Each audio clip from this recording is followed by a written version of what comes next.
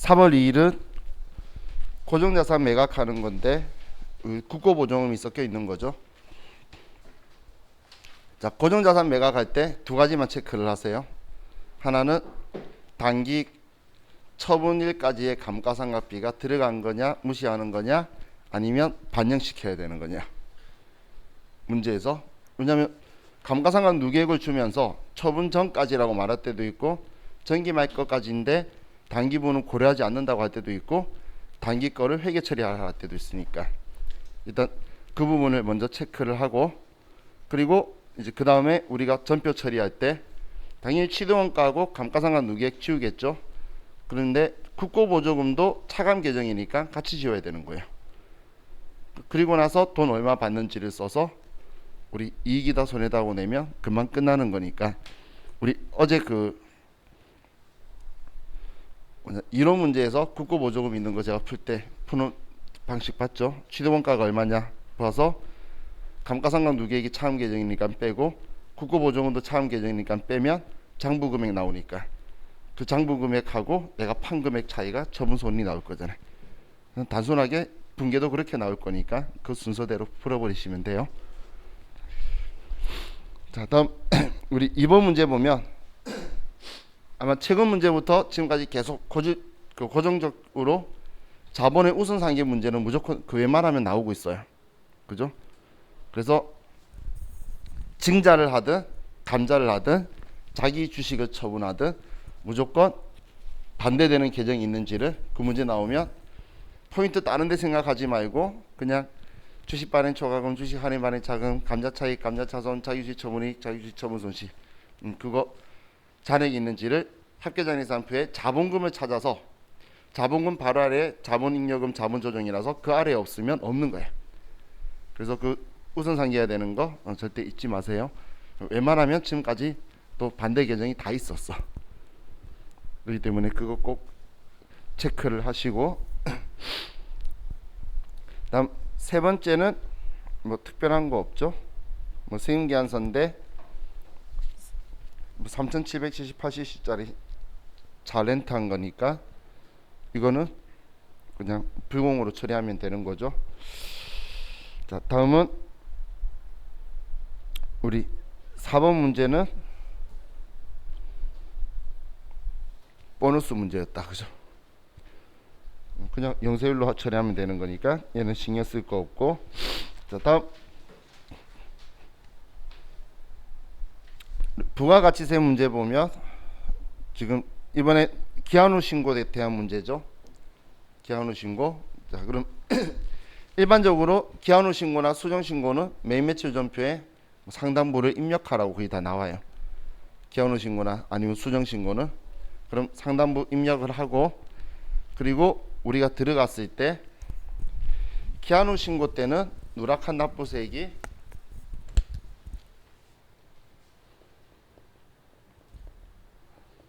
신고해서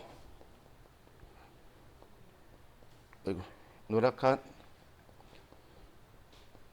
납부세액이 다예요. 다.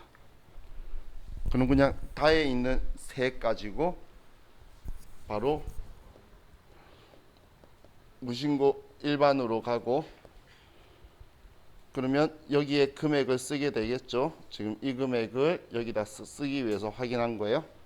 쓰면 몇 퍼센트인지 몇 퍼센트 감면인지 생각이 안 나면 그냥 공 하나만 떼고 쓰세요. 왜냐면 20%고 1개월 이내에서 50% 감면일 확률은 지금까지는 100%였어요. 다 1개월 이내 하더라고. 기한 후 신고를 부가세 신고를 한 달 넘어서 한다는 자체가 웃기죠. 그러다 보니까 전부 다 1개월 이내 하면 50% 감면이니까 공 하나만 떼고 쓰면 돼요. 그럼 똑같은 이 금액을 납부 지연에다 쓰면 그럼 컴퓨터가 계산해 줄 거잖아. 그럼 우리 국세기본부사 가산세는 그래서 기한 후 신고가 제일 쉽다고 이야기하는 게 매매처 전표 입력은 우리가 상당부 잘하니까 집어넣으면 이제 나오는 거 보고 이 값 가지고 그냥 쓰면 돼요. 엄청 단순하죠? 이거 가지고 복잡하게 생각하지 마세요. 그럼 그 말고 이제 그 다음 고민해야 되는 게 이거죠. 우리 부가가치세 분산가산세. 부가가치세법상 가산세에서 지금 우리 이 문제에서는 특별한 부가가치세법상의 가산세가 나온 게 없네요. 부가가치세법상 가산세에서는 주의할 게 증빙을 아무것도 안 해줬는데 상대방이 사업자면, 그러면 매입 매출 전표에는 14건별로 해서 당연히 들어가는 건데 세금계산서 미발급 가산세가 대상이 돼요. 그리고 우리 간주 공급 중에 직매장 반출 있죠. 직매장 반출을 우리가 세금계산서 발행 안 했어요. 그러면 그것도 14건별에 원가를 써주고 세금계산서 미발급 가산세 대상이 될 거예요. 그래서 직매장 반출에 대해서 가산세 내려면 구구절절히 이 글자가 적혀 있을 거야. 사업자 단위 과세제도나 주사업장 총괄납부제도 적용 사업자가 아니라고 가정한다. 그 글자가 적혀 있는 이유가 그래야 방금 그 우리 직매장 반출에 대한 게 안 걸렸다라고 할 수 있으니까 이재기에서 안 걸리려고 그런 글자 적혀 있으면 얘 그 걸렸구나라고 생각하면 돼요. 자, 과세표준명세서는 뭐 어제 자고 했었죠, 그죠? 근데 우리 과세표준명세서 지금 컴퓨터 켜져 있나요? 그러면 부가신고서에 과표명세 열면 위에 번호가 있어요. 1, 2, 3, 4 적혀 있는데 그게 뭐 영세율도 있고 기한후 신고도 있죠. 그럼 지금 문제처럼 우리 신고 구분만 하라고 할 때가 있어요. 그러면 그 숫자만 써주면 되고, 어떨 때는 신고 구분하고 신고 일자만 써래. 그럼 아래쪽에 날짜 있죠, 늦은 날짜, 그 날짜만 써주면 돼요. 그럼 별거 아니죠. 그럼 잊지 말고 그냥 넣어서 들어가서 체크만 해주면 돼요. 자, 지금 우리 기출문제 안 들어갔죠? 기출문제 말고 지금 그냥 일반 K랩을 해서 우리 9200번에서 들어가 봐봐요.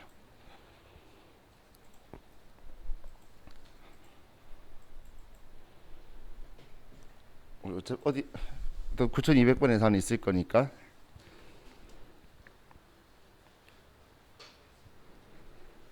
그럼 부가세 신고서 들어가서 뭐 4월부터 6월 아무 때나 들어가서 가산세 한번 클릭해봐요.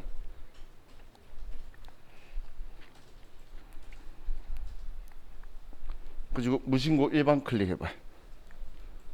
무신고 일반 색 있는 쪽 클릭했나요? 그럼 위에 작성 방법 켜기라고 있죠, 오른쪽 위에.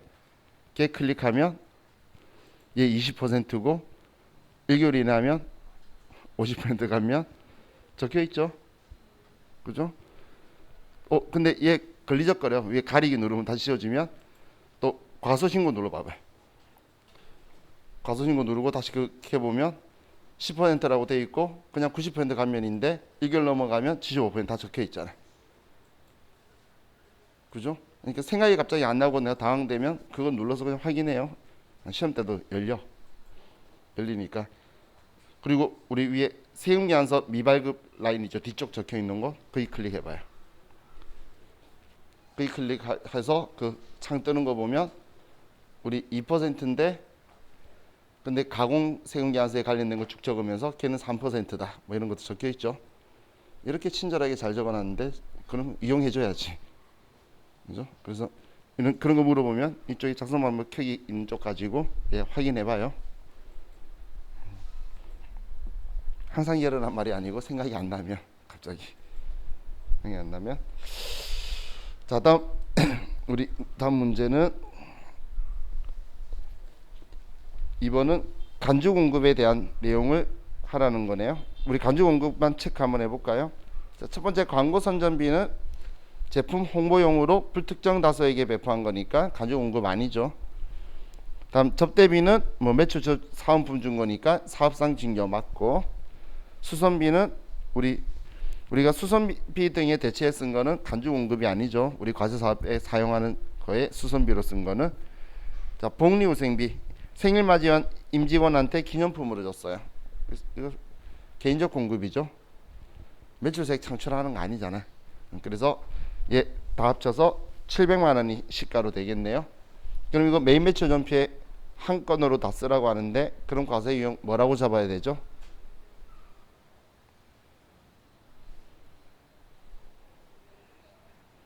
그렇죠, 14건별이죠. 부가가치세 신고서 4번 칸에 들어가라는 명령어가 14건별이에요. 4번 간에 우리 저도 회계급 세무 2급 때는 거짓말했다 하는데 14건별을 해서 4번에 오는 게 아니고 4번에 넣으려고 14건별 쓰는 거예요. 우리 그 부가신고서 6번 칸 있죠. 직수출 했을 때 그 원래 직수출일 때 그 16수출을 선택하는 게 아니고 영세율인데 증빙 없는 영세율 기타 있는 모든 거래는 다 16이라 써야 돼요. 외국에서 용역을 제공하든 외국 항행 용역이든 그런 식으로 거꾸로 생각해야 돼요 원래. 자, 그럼 이제 얘도 끝났고, 자 결산 문제는 우리 첫 번째 문제가 장기 제품 보증 부채에 대한 이야기가 있네요. 장기 제품 보증 부채가 무상 에이스 기간 동안 우리가 부품이든 인력이든 이런 거 나갈 거에 대해서 충당 부채를 설정해 두는 거예요. 그럼 얘도 우리 충당 부채니까 모아두는 방식인데 당연히 그 기준이 있겠죠. 그래서 그 기준을 문제에서 제시해 주고 있네요. 제품 판매액의 1%인데 우리 보증 수리 기간 남은 제품이 9천만 원이래요. 그러면 90만 원 보충하겠다는 이야기죠. 설정해 두겠다는 이야기죠. 그러면 충당 부채니까 얘도 남아 있는 만큼 잔액 있는지 보고 모자란 만큼만 보충해 넣는 방식이에요. 그럼 장부에 문제 친절하게 자주 쓰는 거 아니니까 제품 보증비로 차변 처리하고 보충할 때 장기 제품 보증 부채로 설정하라고 친절하게 적어뒀잖아요. 그러면 장기 제품 보증 부채 잔액 확인해서 그거 뺀 나머지만 보충해 주면 되는 거예요. 방법 알겠죠? 자, 우리 지금 이 문제는 17년도 문제예요. 그럼 이번에 무형자산 상각비가 얼마죠?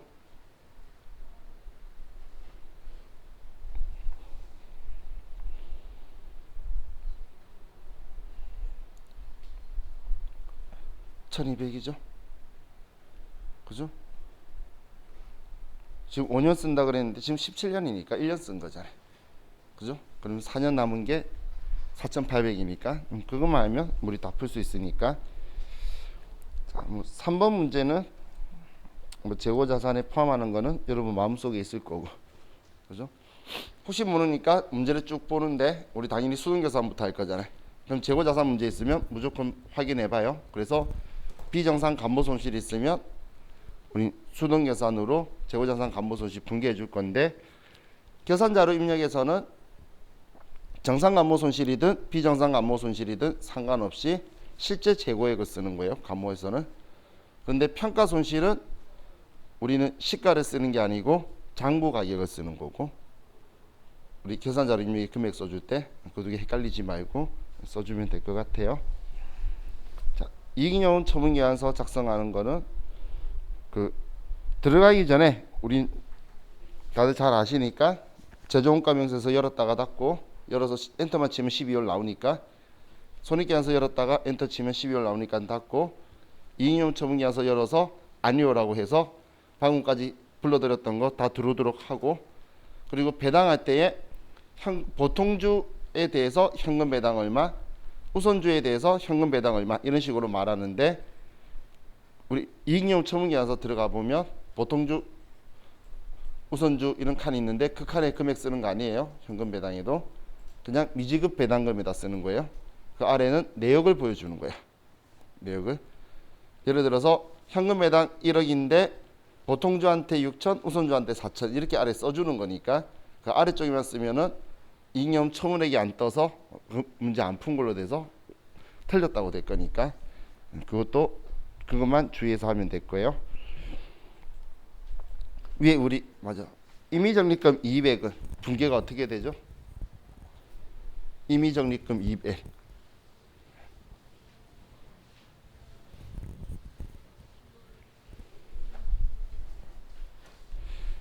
자, 예를 두 개 가지고 볼게요. 하나는 우리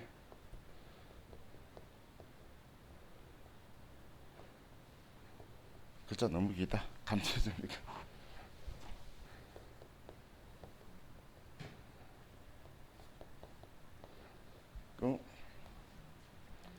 그래서 1,000만 원이 200이 생긴 경우하고, 근데 이 200 생긴 거하고 그리고 현금 배당 3천만 원 하는 경우. 자, 그럼 얘는 지금 200이 아니라 처분액이죠. 그죠? 그럼 지금 이 경우에는 분개를 하면 차변에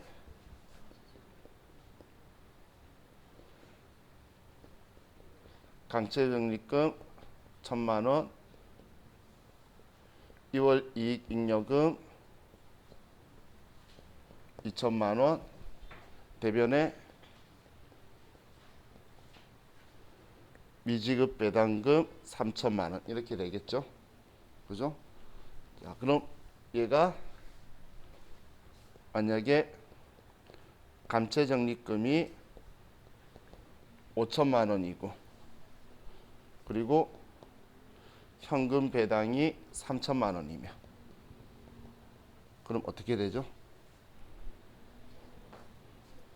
차변에 감채적립금이 5천만 원이고 대변에 미지급 배당금이 3천만 원이고 대변에 2월 이익잉여금이 2천만 원이 들어오는 거죠. 이해가죠? 그죠? 그 이유가 얘 분계가 차변의 감채적립금, 대변의 2월 이익잉여 분계가 합쳐진 거니까. 그래서 저는 나온다면 미래에는 얘가 나올 거예요. 네, 일반 전표에 계산 때 말고. 왜냐면 얘가 너무 많이 우려먹었어. 그럼 이제 얘 우려먹을 때가 됐어요. 나온다면.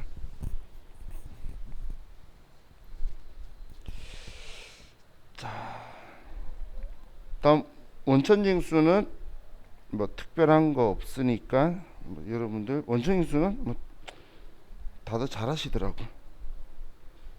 그죠? 아니, 연말정산, 아니, 급여자료, 사원 등록 다 자기 일처럼 잘 생각하면서 공부했잖아요. 그죠?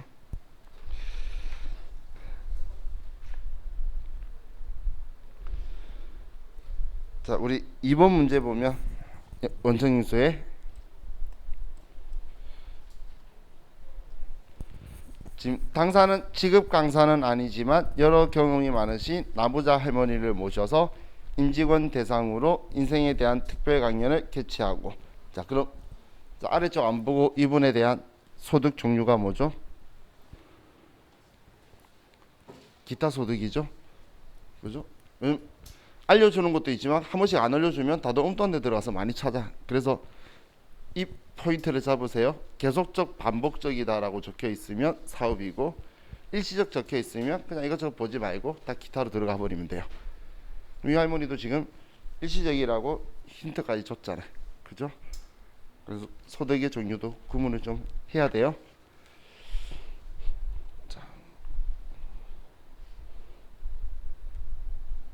다음 우리 법인세 문제로 가서 수익금액 조정명세서, 조정 후 수익금액 명세서 있는데, 자, 이 같이 나오는 문제에서 2번 자료를 보면 지금 적성품에 대해서 우리 200만 원치를 270만 원에 판 거 있죠? 그럼 당연히 이거 있으면 우리 수익금액 조정명세서에 반영을 할 거잖아요. 그죠? 그럼 이거에 대해서 지금 세금계산서 밀발급됐고 수정신고도 안 했다 그러면 조정 후 수익금액 명세서에 가서는 270만 원 내려줘야 되겠죠? 그런데 문제에서 수정신고로 반영했다라고 적혀 있으면 똑같이 수익금의 조정명세서에서 올려주고 조정을 하지만 부가가치세 과세표준으로 들어왔겠죠. 그러면 조정 후에서는 손 안 대주면 되겠죠. 그 부분만 그 수정신고 했다 안 했다는 걸 정확하게 체크를 하세요. 그 말고는 또 여러분들이 잘 보실 거니까.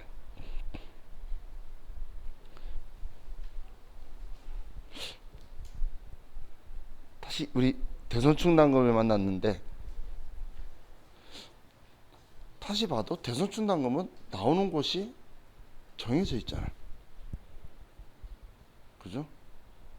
첫 번째 나오는 게 회사가 회계 처리한 대손 처리한 거 불러오는데 뭘로 처리했는지 안 알려줘서 대손충당금이냐 대손상각비냐 조회해야 되는 형태로 해서 그러면서 1,000원의 부인액을 뺄 건데 부인액을 뺀다면 대손상각비 대손충당금 같이 걸렸을 때는 단기 비용 손비 쪽에서 먼저 빼고, 그죠? 자, 그럼 우리 단기 대여금은 여기 쓰나요? 이거 봐, 너무 공부 열심히 했나봐. 그럼 부가가치세에서야 부가가치세 없으니까 대손세액 공제신고서는 안 들어가지. 여기는 넣어야지. 그리고 인정도 해야지. 돈 못 받았는데 손해 당했고 비용을 인정해줘야지. 두 개 섞이면 안 돼요. 알겠죠? 자, 그리고 이거 채권 성립일로부터 얼마 이내에 대손 처리해야 되죠? 이건 나올 때 됐어. 왜냐면 올해 개정했는데 대손세액 공제신고서든 지금 대손충당금 여기 서식에든 아무 데도 그 말이 안 나왔기 때문에 나올 때가 돼가 10년이죠. 5년에서 10년으로 바뀌었어요. 그죠? 그러면 채권 성립 및 채권이 발생한 날이 언제인지 적혀 있으면 이 날짜가 2010년 이전 거면 안 되네, 다 부인시켜 버리는 이야기예요. 올해 회계 처리한 걸로 적혀 있을 거는 채권 성립일로부터 10년 이내 해야 되는 거니까 옛날 거 나오겠죠. 그죠? 그래서 그 부분도 혹시 모르니까 체크를 하고. 자, 그럼 위쪽에서는 그거 말고는 특별하게 체크할 거가 없죠. 그럼 그러고 나서 이제 그다음 우리 대손충당금 이제 설정할 채권 잔액. 그럼 설정할 채권에 대해서는 알려주는데 우리가 왼쪽에 쓰는 게 단기말 채권을 쓰고 이건 회계상 채권을 먼저 쓰는데 이제 우리 서식상에 정기하고 단기 적혀 있는 게 정기까지 회계상 대손 처리한 거하고 세법이 대손 처리한 거하고 차이가 나서 유보로 남아 있는 잔액이 올해까지도 해소가 안 되었다면 거기 정기에다가 금액을 써줘야 되겠죠. 부인했던 게 있었으면 플러스로, 소멸시효 완성 처리했는데 아직까지 회계 처리 안 했으면 마이너스로. 이해가나요? 근데 만약에 그걸 회계 처리했으면 어떻게 해야 돼? 그럼 이게 안 써도 되죠. 해소됐으면 여기 이제 채권하고 세법하고 생각이 똑같을 거잖아. 안 써도 되죠. 그럼 안 써도 된다고 생각하면 안 되고 여기에 채권 잔액이 안 써도 되니까 조정은 해야지. 그래서 정기에 부인했던 거에 대한 거 우리 한도 초과 말고 부인했던 거에 대한 게 나오면 둘 중 한 개 하는 거야. 세무 조정을 하거나 세무 조정 안 하면 아직 회계 처리 안 한 거니까 추인하는 세무 조정하거나 아니면 정기 쪽에 적거나 아직까지 해소 안 됐으면 채권 줄이지 마, 더 줄여 뭔가를 쓰거나 아니면 해소되었다라고 하면 그거 다 추인해 줘야 되니까 조정을 하거나 둘 중 하나는 꼭 쓰게 될 거란 이야기예요. 네.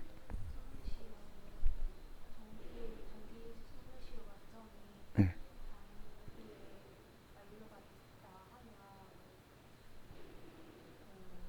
정기의 소멸시효 완성이 단기에 완료됐다는 게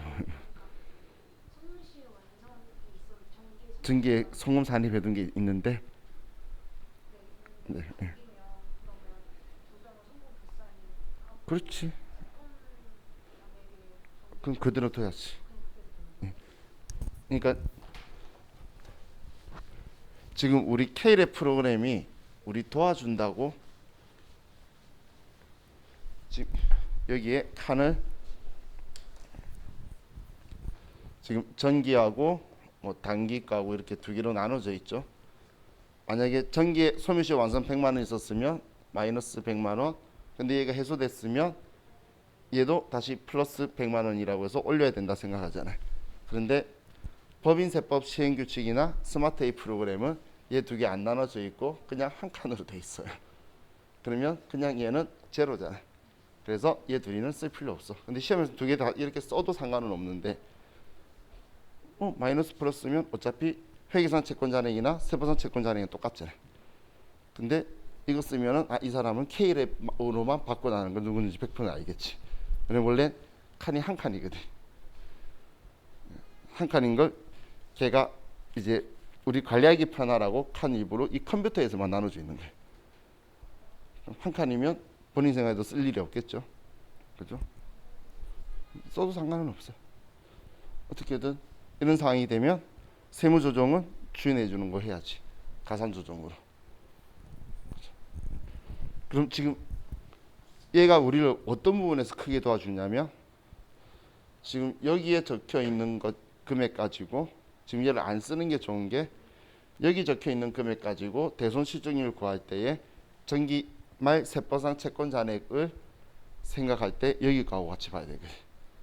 우리 기초 잔액이나 정기말 회계상의 잔액이나 단기 기초 잔액에 여금액을 가감해야 세법이 생각하는 채권 잔액이 되죠. 그래서 여기가 있는 게 지금 이 프로그램 편한 부분이 이 부분이라고 보면 돼요. 그죠? 이해가죠? 그럼 지금 방금 그 부분을 정리하고 나서 그 오른쪽에 또 대손충당금 설정 제외 채권 있죠? 거기에도 우리 대놓고 우리 컴퓨터는 적혀 있잖아. 뭐 할인이라든지 배서 양도라든지 그리고 그 뭐 특수관계자에 대한 채권이나 그럼 여기 안 적혀 있는데 시험에 나오는 게 두 개 더 있는데 하나가 외상매출금인데 외상매입금하고 상계하기로 약정한 거 그것도 거기다 적어서 빼야 되는 거고 또 대손세액 공제받은 매출세 그것도 여기서 빼버리면 그러면 매출세액은 있어도 상관없는 거라 그랬죠. 매출세액 있어도 상관없는데 대손세액 공제받았으면 대손 당할 거 아니잖아요. 그러니까 대손충당금 설정할 필요 없으니까 거기에서 빼기 위해서 쓰는 거예요. 그럼 그쪽에 포인트 있는 거면 지금 이 라인에 하나 집어넣거나 그럼 여기까지도 만약에 특별한 거 없었으면 무조건 대손 실종률 물어보겠죠.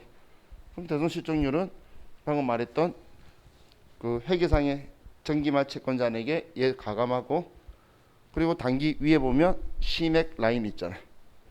그 시액 라인에다가 올해 송금 산입한 게 있는지 생각해보고 소멸시 완성 같은 게 있으면 걔 더한 게 올해 대손 세법이 생각하는 대손 시액이니까 그거 가지고 계산해서 1%보다 크면 바꿔주면 되는 거니까 그럼 그 다음에는 뭐 특별한 거 할 거 없죠. 그죠? 그럼 단기 아래 보충액 몇 번이었지? 12번 구할 땐 어떻게 계산하라 그랬죠? 8번에서 11번 기초에서 단기 송금 계상액을 상계액을 빼면 나머지가 그게 8번에서 11번 그거 빼면 그 옆에 들어갈 거니까 그것만 정확하게 봐서 우리 부인액하고 우리 이제 정기말 부인했던 게 올해 환입될 거하고 이제 딱 마이너스로 돼 있으면 잘 됐다. 그것만 하면 끝나는 거잖아요. 그죠? 그렇게 치면 얘도 다시락이 아니라 그냥 어느 부분이 포인트가 아니도록만 나오면 좋겠다 이렇게 생각할 수도 있지 않나? 그죠? 내가 싫어하는 포인트가 있을 수도 있잖아요. 아니에요. 아니면 나머지는 나오는 거 보면 우리 그 고정자산 등록처럼 하는 행동이 다 똑같은 행동이니까 좀 반복적으로 움직이는 감이 없잖아 많이 있어서 그래서 그런 생각이 들더라고요. 자, 다음 우리 업무무관 부동산 등에 관련한 차입금 이자 조정 명세서는 자, 이거 할 때 문제 풀 때마다 우리가 아래 기타 내역 보면 그 기타 내역 전에 업무무관 자산이 실제적으로 자산이 많이 나오는 것보다는 가지급금에 대해서 더 많이 나와요. 그러면서 이 가지급금이 가지급금 인정이자 조정 명세서에서 하던 우리 그 가지급금으로 생각하지 않는 거 빼고 적으라고 이런 개념처럼 여기에 같이 넣어서 많이 나오는데 거기서 넣으면 안 되는 게 대표이사 소득세 대납한 거하고 그리고 우리 월정액 급여 이내에 지급해준 가불금하고 그리고 경조사비 대여액하고 학자금 대출. 그럼 자녀 학자금 되나요? 자녀 학자금도 업무만 가지급금으로 안 보죠. 그럼 그것도 여기 들어오면 안 되죠. 빼고 해서 여기 쓰면 돼요. 그럼 이런 거 하다 보니까 사람들이 가지급금 인정이자 조정면서 생각이 막 나. 그것 때문에 장난친다고 항상 이자 수익으로 얼마 받고 있다는 소리를 적어놔요. 그 적어놓고 자기 살아남으려고 그 다음 줄에 보면 꼭 가지급금 인정이자 조정명세서 하지 말라 이런 거 꼭 적어두니까 가지급금 인정이자 조정하는 거는 우리 부당이익 계산 부인 규정으로 인해서 하는 거고 그거는 너 이만큼 이자 받아야 돼 그 이야기를 하는 거고 지금 이 서식은 그게 아니고 너가 저짓 안 했으면 이자 돈 빌려와서 이자 안 냈을 거야.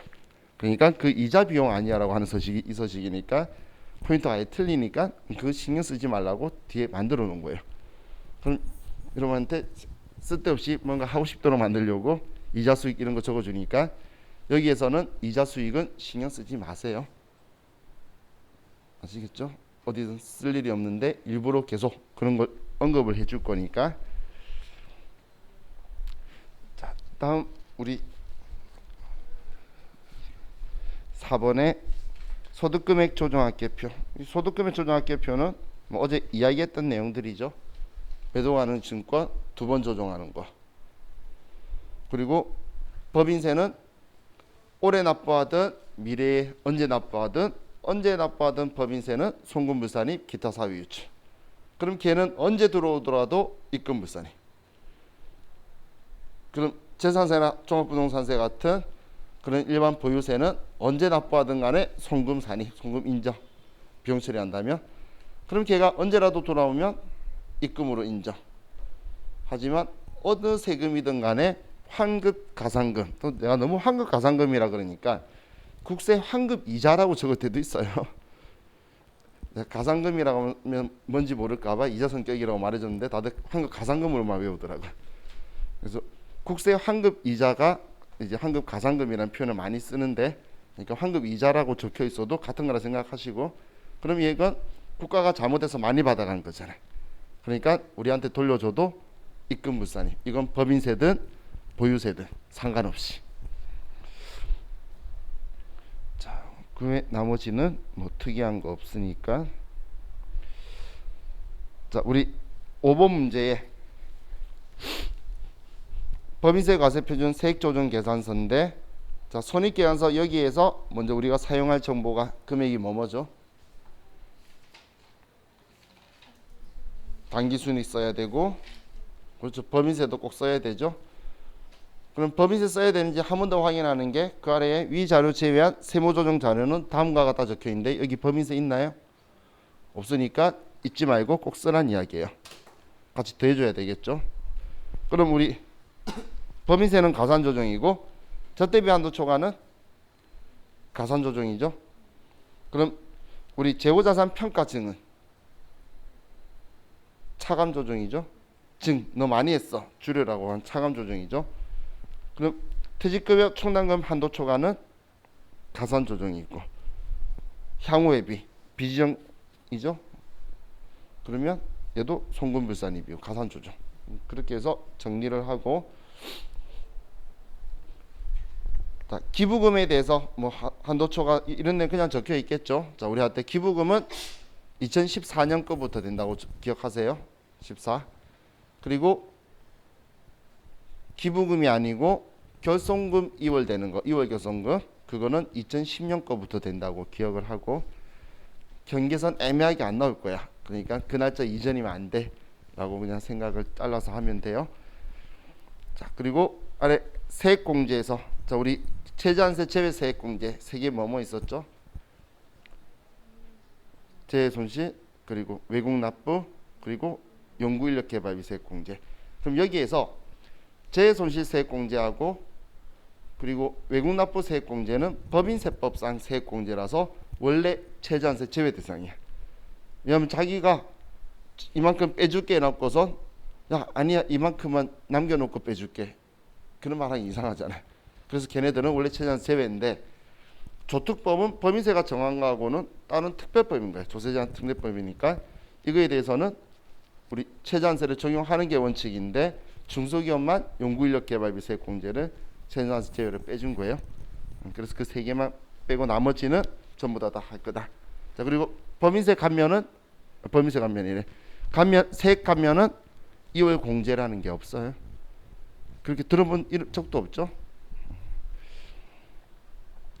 자, 그리고 우리 7번에서 가산세 이야기 나오는 거, 가산세 종류 나와봐야 3개 정도밖에 없잖아요. 하나가 적격증빙 안 갖춘 거 3만원 초과하고 몇 퍼센트죠? 2%. 그죠? 그리고 계산서 밀발급 몇 퍼센트? 2%. 그죠? 자, 그럼 우리 일용직 근로자 지급명세서, 그거는 예를 들어 2, 4분기다. 그럼 언제까지 해야 되는 거죠? 2, 4분기 거는 가산세 없으려면 시험에도 2, 4분기, 3, 4분기 이렇게 해서 나오잖아요. 7월 31일까지 해야 되죠. 그죠? 그럼 7월 31일이 넘어가면 가산세가 부과될 건데, 자, 그럼 50% 감면해 줄 건데 언제까지? 3개월이죠. 그러면 10월 31일까지 하면 0.5%, 10월 30일이 넘어갔거나 그냥 누락됐다만 적혀 있으면 1%. 그럼 여기에 나와도 가산세는 그 정도밖에 안 나오잖아요. 그럼 방금도 이 가산세도 기억 안 나면 가산세 계산서 들어가면 얘가 나오는데, 방금 일용직 지급명세에서 기간은 그게 안 나올 거잖아요. 그럼 기간은 우리가 인지하고 있어야 되겠죠. 분기 다음 달 말일까지가 원칙이고, 그때부터 3개월까지는 50% 감면해서 0.5%다. 그 정도는 기억을 해야 하겠죠. 지금 우리 보고 있는 기출문제의 답들은 전부 다 옛날 거라서 그때는 2%였고 감면하니까 뭐 1%고 막 그렇게 적혀 있으니까 그런 거 다 신경 쓰지 말고. 자, 다음 우리 70회로 가서,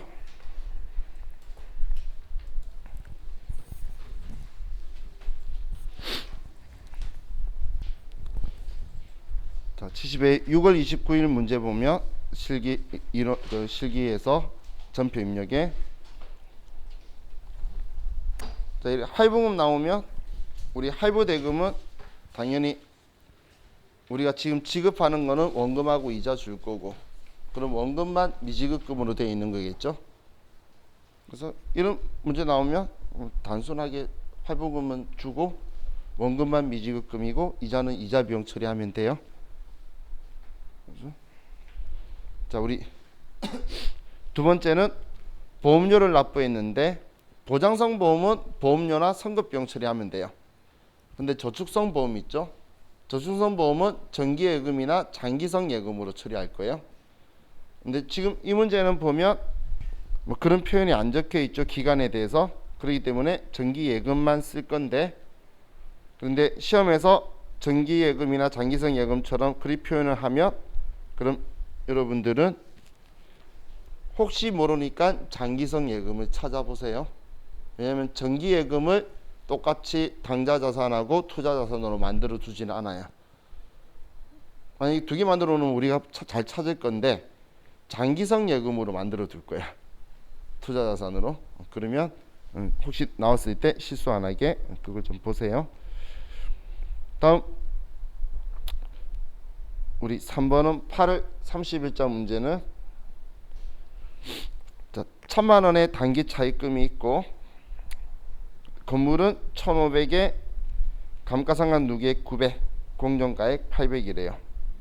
근데 현금 120만 원 줬네. 이게 뭔 상황이야? 자, 그리고 그 아래에 우린 세무계산서 880만 원짜리 발행해 줬죠. 자, 문제 봤나요? 자, 이 우리 건물은 얼마짜리죠? 장부가액이 얼마짜리죠? 600. 장부가 600짜리잖아. 1,500에 샀는데 900 달았으니까 600짜리죠. 그럼 우린 대가를 지금 얼마 받았죠? 장기 차입금 1,000만 원인데 우리가 지금 120만 원 줬대 걔한테. 그러면 880 받는 거랑 같은 거잖아. 그지? 근데 공정가액이 얼마래? 800. 그래서 세무계산서 800에 부가세 80. 그럼 그냥 800에 판 거죠. 그럼 장부가 600짜리 800에 팔았으니까 200만 원 이익이다라고 나와야 돼요. 그렇게 안 나오고 다르게 나오면 틀리게 돼요. 그래서 유형자산을 처분할 때는 무조건 얘 장부가액, 순수한 장부가액을 딱 내놓고 내가 실제로 받은 돈이 부가세 빼고 얼마인지를 해서 이 값이 안 나오면 분계 틀렸다고 무조건 생각해야 돼. 무조건 그 결과가 나와야 되는 거니까. 그죠? 자, 다음 9월 20일 날, 자, 두 번째 줄에 수출 제화 인가공 계약 책임 뭐 이런 글자가 나오네요. 그리고 세 번째 줄에 세금계산서는 부가가치세법 규정대로 공급 시기에 발급했대요. 그럼 뭘로 발급했다는 거죠? 과세 유형이 뭐죠?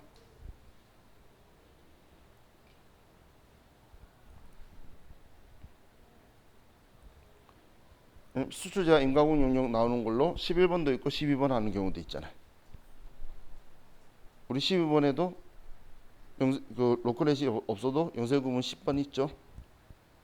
수출제와 인가공 용역. 그럼 지금 얘는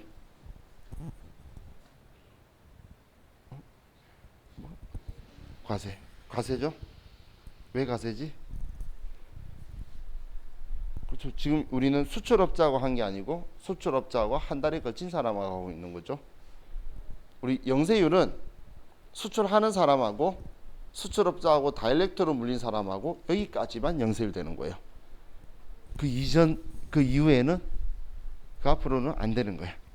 그럼 지금 우리 회사의 위치는 수출업자하고 계약한 또 다른 여기 적혀있는 회사하고 가는 거죠. 그래서 그냥 세금 계산서 우리 11번 매출 가세요. 근데 만약에 우리가 거래한 사람이 수출업자였다면 12번 매출 영세에서 영세율 구분 10번 수출제와 인가공 용역을 하는 거죠. 그럼 이런 상황이고 직접 다이렉트로 하고 있는데 로컬 LC가 있었으면 그러면 영세율 구분은 3번으로 가야 되는 거예요. 내국 신용장이 없는데 수출업자하고 다이렉트로 하면 수출제와 인가공 용역으로 영세율 구분 10번인 거고 수출제와 인가공 용역인데도 내국 신용장에 의해 줬으면 3번 내국 신용장 구매 확인서에 의하여 공급하는 제와. 자, 다음 부가가치세로 와서 자, 이번엔 수정신고에 대해서 적혀 있네요. 자, 수정신고야 쭉 쓰면 되는데 자, 5월 3일자 보면 종이세금계산서 발행했대요. 가산세 몇 %죠? 1%죠? 자, 그럼 두 번째 6월 10일 날 제품 판매하고 세금계산서 발행 안 했대요. 얘는 일단 과세유형은 뭐죠?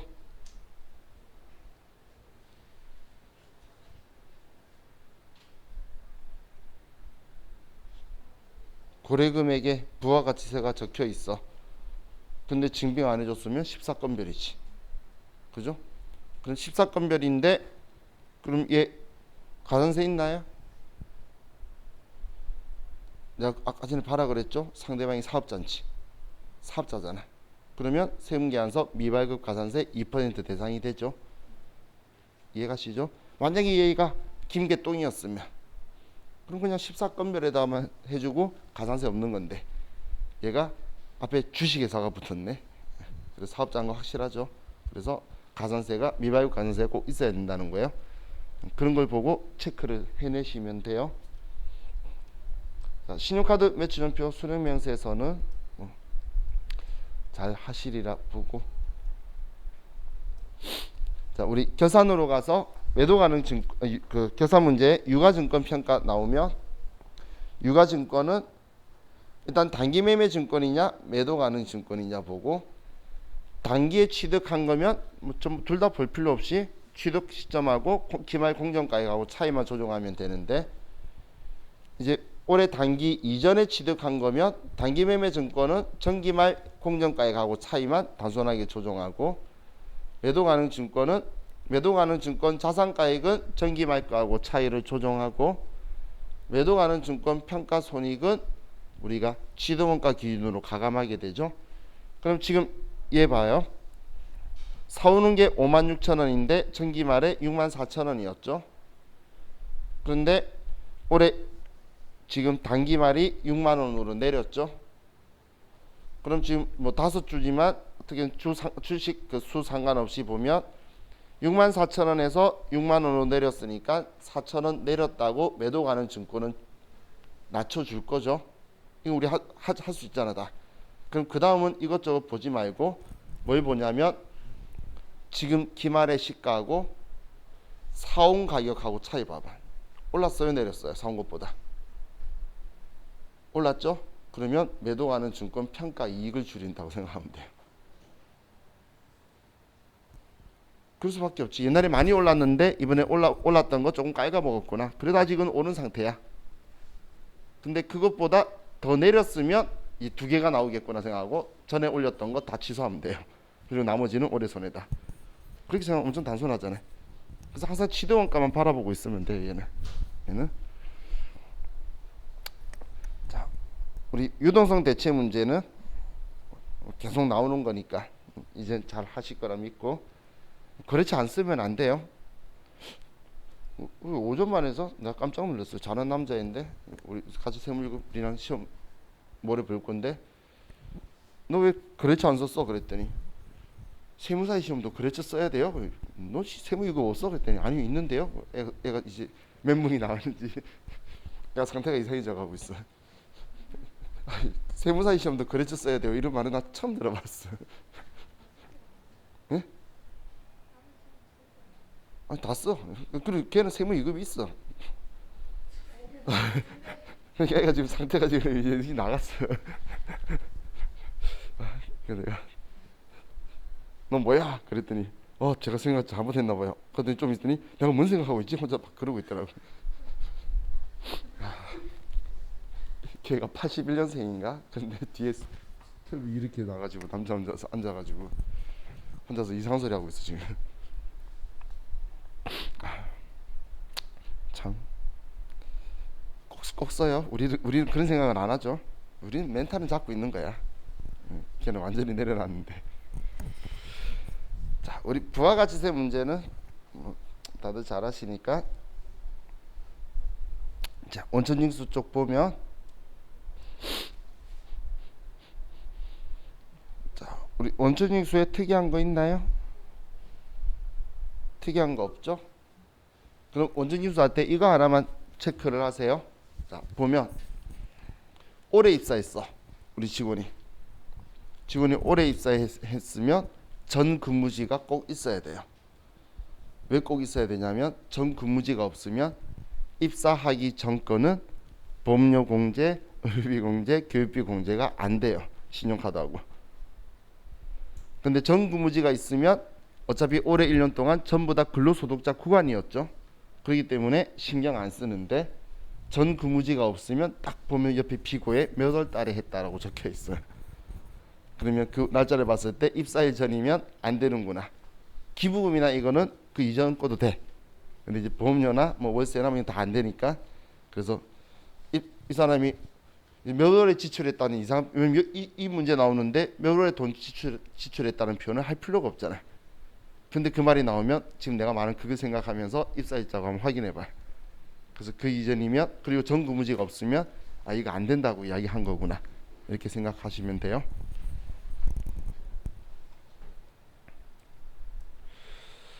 자, 그리고 우리 2번 문제 보면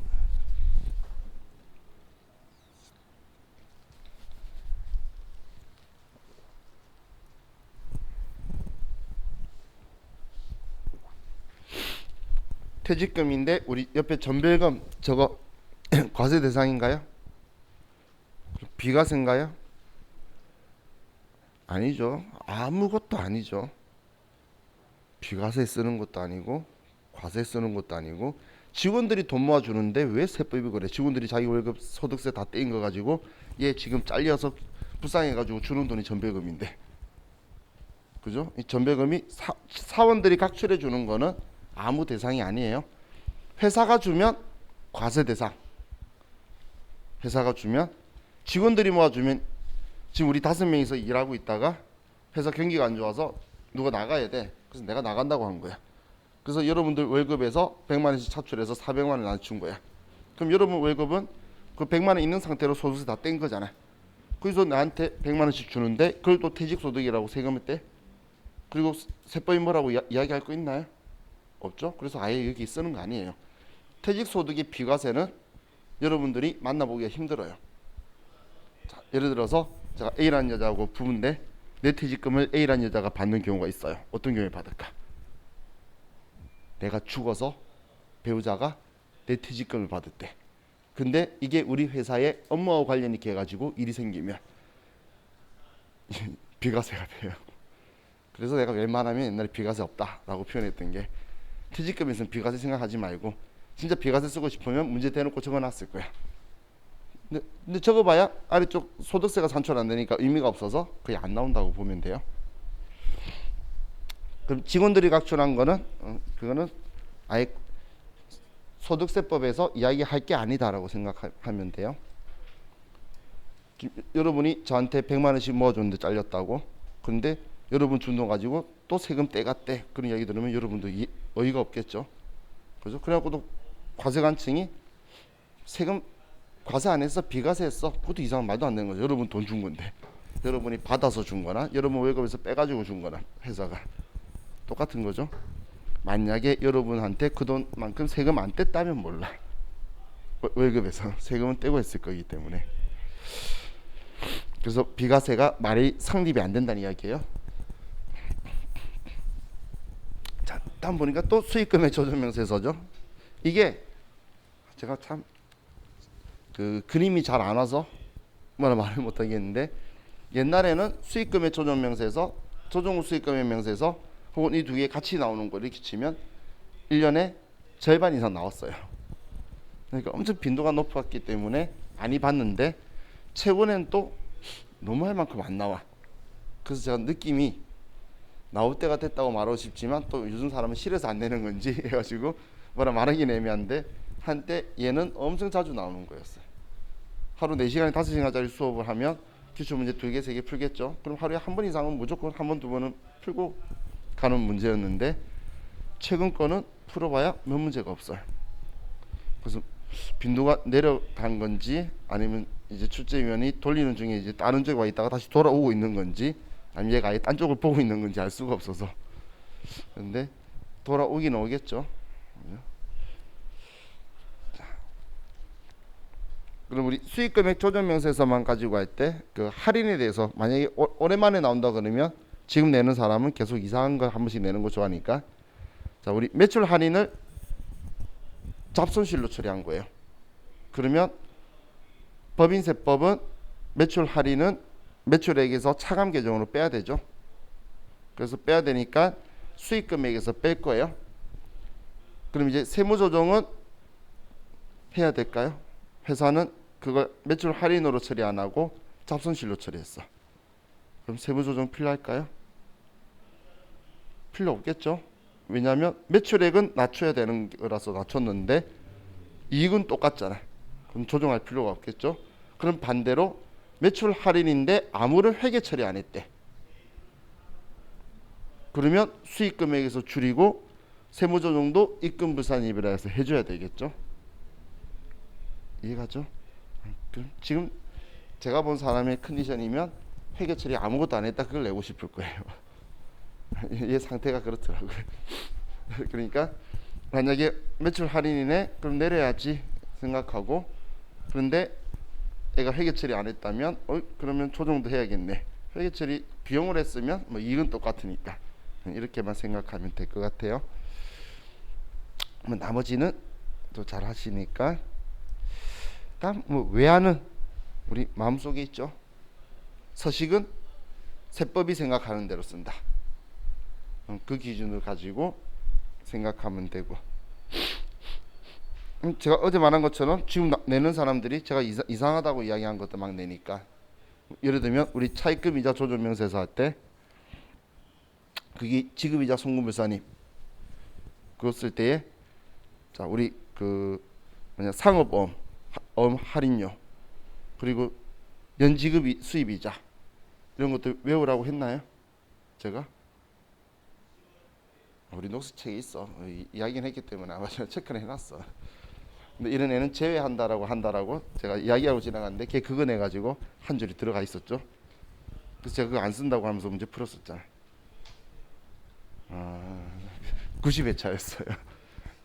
그리고 그 지금 이 외화자산도 올해 이전부터 평가한다고 해놓고 회사는 하나도 평가 안 한다면 이런 이야기 저 옛날부터 하고 다녔는데 걔가 앞에 한번 낸 거예요. 그러니까 상태가 이상한 애야.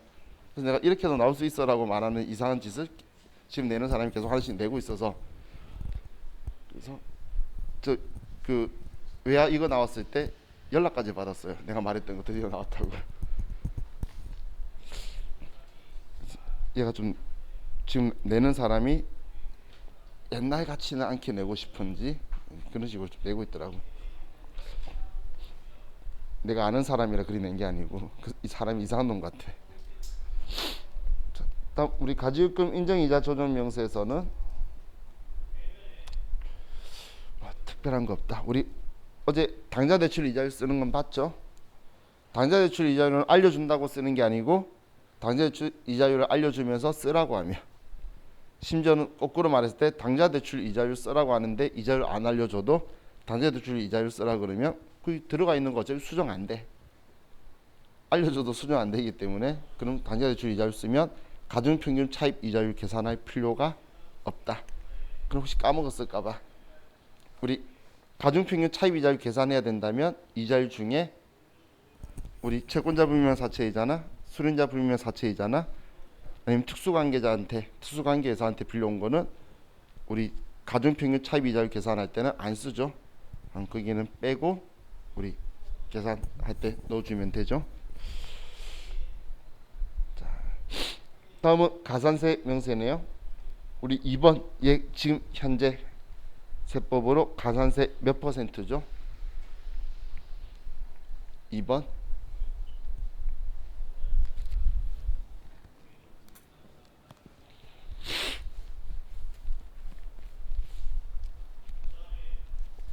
어이 뭐야 이거 2분기네.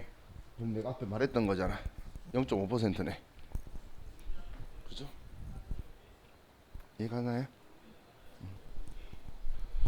자, 0.5% 이건 기억 안 나면 가산세 계산서 눌러보면 0.5를 보여줘야 되기 때문에 1000분의 5, 1000분의 10 적혀 두 개 적혀 있을 거니까 그럼 1% 0.5라는 거 우리 알 수 있잖아. 자, 그리고 5번에 보면 최저한세인데, 자 이거 1번에 보면 투자를 했죠. 그럼 중소기업 투자세액 공제 요건 갖췄다는데, 중소기업 투자세액 공제 요건 갖췄다고 하면서 지금 세액 공제 금액을 알려준 게 아니고 투자한 금액을 알려줬죠. 그럼 이 투자한 금액의 3%인데, 근데 여기에 중요한 건 중고자산은 중소기업 투자세액 공제 대상이 아니에요. 중소기업 투자세액 공제 대상이 중고자산은 아니니까 그거는 빼고 이거에 3%.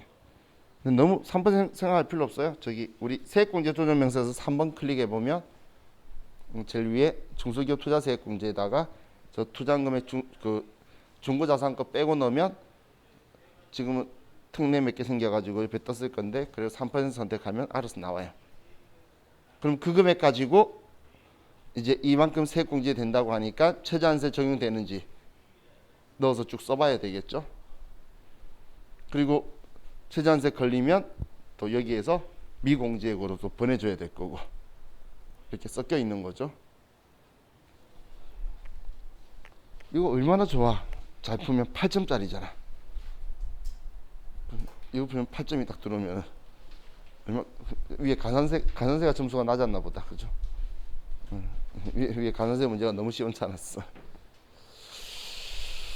자, 우리 이제 좀 쉬었다가 우리 또 하도록 합시다. 쉬었다 할게요.